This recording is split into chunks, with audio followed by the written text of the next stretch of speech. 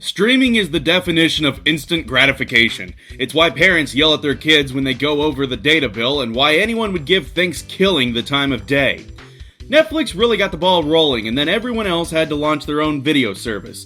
And as we all know, there's more than just movie streaming services. There's been attempts to stream games too, like PlayStation Now. PlayStation Now is Sony's attempt at Netflix for gaming and isn't PlayStation View, and therefore means people might actually give a crap about it. Streaming services for gaming have been done before with OnLive and GameFly, but none of these have had a library as vast as the PlayStation's. On paper, having a library of over 300 games from the PlayStation library sounds like a pretty good deal, actually. Especially when you consider that you can't play the games you already own on your new PS4, this seems like a solid alternative. Now look, I was going to do PlayStation Now about a year ago when it first came out, but the footage turned out like crap and I ran out of time on my free trial, so I just said screw it and did The Lawnmower Man instead, because, well, that game was weird and interesting and bad. But now I've got a capture card that isn't total garbage, and PlayStation Now has had a year to grow, so I'll be making some comparisons here and there for the good and the bad. First off, the number of games the library has is impressive. Over 300 games, what a deal! But wait. That number obviously has been inflated by some crap that hardly anyone wants to play, like Ben 10 and both episodes of Sonic 4, along with some other games that I wouldn't exactly call the best of the PlayStation 3. That leads to the first real problem with the service too, the menu. What's the most important thing to be able to do when you have a selection this big? Well, finding your way through all of them is a good place to start. I know a year ago there was a search function, but instead of that now, games are grouped into different categories. Some of them make sense, like PlayStation exclusives being listed A to Z, but others are separated by company or genre and with no real order in place. Navigating through is a nightmare, and honestly, most of these services are organized like garbage, so PlayStation Now isn't out of the norm there. But for the love of God, have a search function. It shouldn't be this hard to bum through and find what I want to play. And while there are duds to inflate the number 300, PlayStation Now does offer a surprising amount of great games from the PlayStation 3 library. At the time of this review, Uncharted 1 through 3, all of the Sly Cooper and God of War games are there, along with Killzone 1 through 3, and I think all the PlayStation 3 Ratchet & Clank games are there minus the collection, just to name a few. And I gotta hand it to Sony.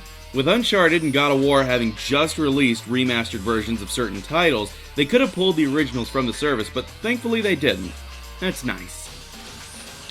Now for me, I had a PlayStation 3 and still managed to miss a lot of Sony's exclusives from last generation, so this is a nearly perfect selection of games. Notably though, I'd like to see more of the collections appear like Jak and Daxter and Ratchet & Clank. But seeing as most of the collections have made it there so far, including the one with Shadow of the Colossus, it's not far-fetched to think that the others will be on the service someday too. It'd also be nice to maybe see some PS1 and PS2 games as well, since the PlayStation 4 doesn't run PS1 titles for some reason. Though I'm sure we're unlikely to see either, especially since several PS2 titles had HD remakes that are on now, and Sony is pushing PS2 titles on the shop currently. One can always hope though. Despite some noticeable omissions, the library of games on PlayStation Now has grown exponentially over the last year. So with all these games to choose from, how well does it work?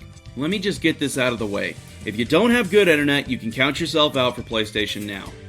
And that's not even a warning. Sony makes your device perform a connection check before you can even purchase the service, which, I will say, is a nice touch, so folks can't come back and swear that they got ripped off due to their ignorance. One thing to note is that I've been using PlayStation Now on my PS4. I've done a little bit on the PlayStation 3 as well, but I haven't gotten to try it on Vita or any of the Samsung TVs. And I don't think I'd want to either. Here's the thing. No matter how good your wireless connection is, and no matter how good Sony says it is, it's not good enough for PlayStation Now. You'll need to hardwire your connection when it's all said and done, or else you'll risk getting booted. See, this is PlayStation Now's biggest problem that most other streaming services don't run into. Netflix, for instance, can just buffer whenever it's running slow and then start playing again. PlayStation Now does not have this luxury. Video games are going to require a constant, steady connection with no interruptions or dips. Even the slightest amount of latency can throw the game off and cause the game to immediately dip in connection and freeze up momentarily. If your connection dips low enough, PlayStation Now starts looking like a compressed YouTube video. And if it goes further than that, the service gives you about 30 seconds before kicking you off altogether. This is the point that you'll decide to get a wired connection, because PlayStation Now shows no mercy when booting players. Here's the problem. It doesn't matter how late into a mission or level you are, whether you can save or not, or even if your connection starts to pick back up. If that countdown timer appears, you need to scramble to save or finish up, and if you can't, you're boned. I stopped having this issue when I set up a wired connection.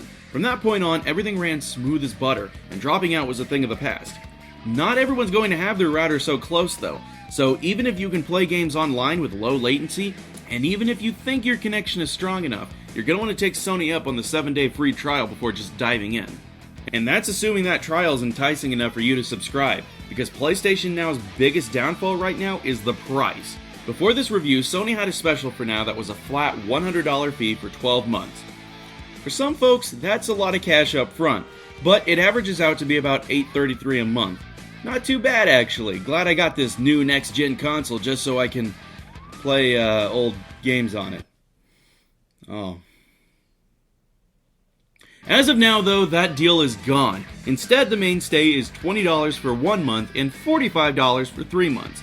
With Sony's cheapest plan, you're looking at paying $180 over the course of the year for PlayStation Now, and that's, again, if the stars align in your favor to have a hardwired connection to fast internet.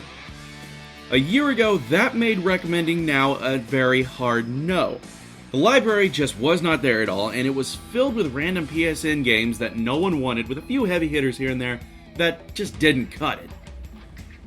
But at this point, it comes down to who you are. PlayStation Now has started picking up steam, and if Sony keeps it up, the service will be a necessity.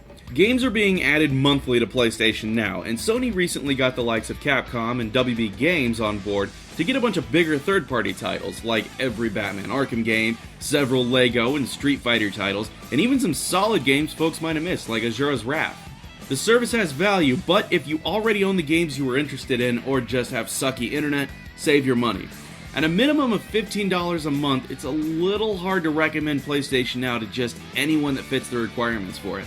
If you missed a lot of solid titles from the PlayStation 3's history, whether it's due to money or making the jump from Xbox, I'd say check out PlayStation Now.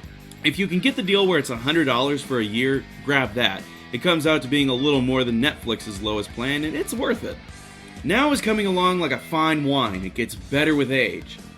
Just make sure your internet glass is fit for drinking it.